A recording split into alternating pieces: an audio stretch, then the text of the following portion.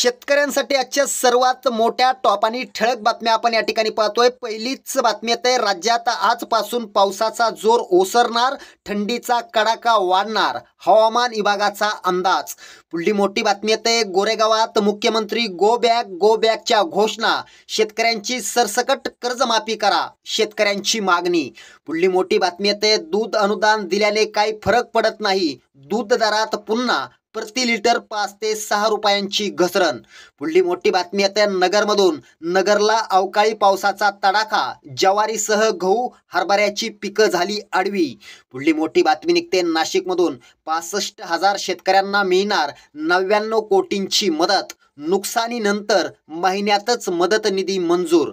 पुढली मोठी बातमी येते, येत्या 15 दिवसात कापसाच्या बाजारभावात होणार मोठी वाढ, कापसाचे दर 9,200 ते 9,300 वर जाणार, रविकांत तुपकर यांची माहिती। पुढली मोठी बातमी निघते, खरेदी दरात कपात तर पशुखाद्याच्या दरात भरमसाठ वाढ, शेतकऱ्याच्या हातात फक्त शेण।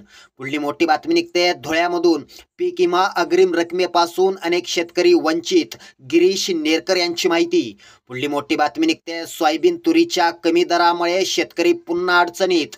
पुढली मोठी बातमी निघते, शेतकऱ्यांवर प्रभू रामाची कृपा, 75% पीक विमा वाटपाला सुरुवात। शेतकऱ्यांसाठी या होत्या सर्वात मोठ्या टॉप आणि ठळक बातम्या। व्हिडिओ आवडला तर नक्की शेअर करा।